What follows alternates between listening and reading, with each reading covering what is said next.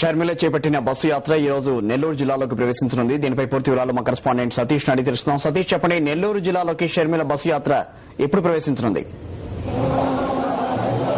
కిషోర్, ఇప్పటికే నెల్లూరు జిల్లాలో YS Sharmila bus యాత్ర ప్రవేశించింది. మరి కాసేపట్లో ఆత్మకూరు చేరుకోబోతున్నారు. ఆత్మకూరు నుండి ఇవాళ కావలి వరకు కూడా నెల్లూరు జిల్లాలో పర్యటించబోతున్నారు. ఇప్పటికే 4 జిల్లాలు, రాయలసీమ జిల్లాల్లో పర్యటన పూర్తి చేసుకున్న బస్సు యాత్రకు అనూహ్యమైన స్పందన వచ్చింది.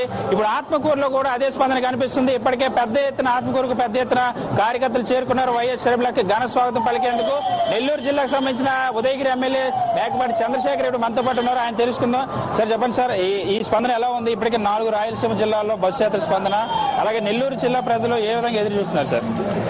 ఈరోజు రాష్ట్ర విభజన అన్నప్పటి నుంచి కూడా మొట్టమొదటిసారిగా రాజీనామాలు చేసినటువంటి ఎమ్మెల్యేలు, ఎంపీలు ఒక వైఎస్ఆర్ కాంగ్రెస్ పార్టీ వాళ్ళనేది రాష్ట్రం మొత్తం మీద కూడా తెలుసు.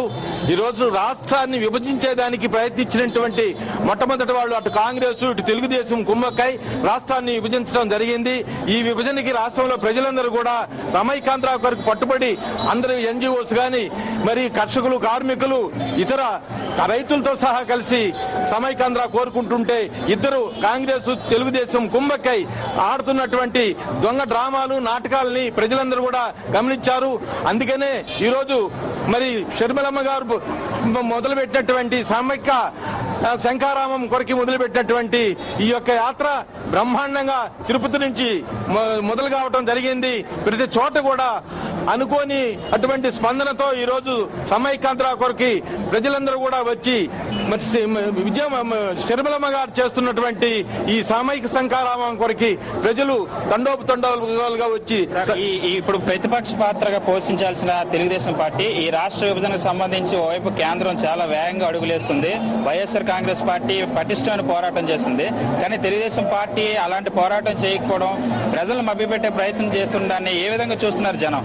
ఈరోజు తెలుగుదేశం వాళ్ళు చంద్రబాబు గారు ఇచ్చినటువంటి ఆ లెటర్ కొరకే ఇంత మరి జరగటం కూడా జరిగింది. విభజన అనేది కాంగ్రెస్ కు మద్దతు ఇస్తున్నటువంటి ఈ తెలుగుదేశము, చంద్రబాబు నాయుడు గారి మాటలు కూడా ప్రజలు నమ్మటం లేదు.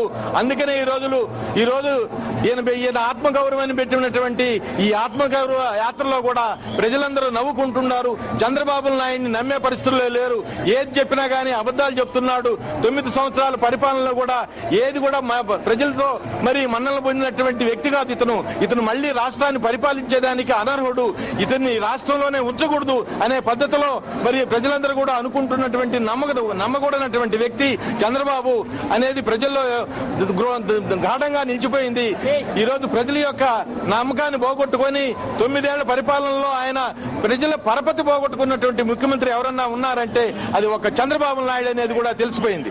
ఇది చాలా స్పష్టంగా చెప్తున్నారు. అధికార ప్రతిపక్ష పార్టీల అసమర్థత వల్ల ఇవాళ సీమాంధ్ర మొత్తం కూడా అగ్నిగుండం అవుతుంది.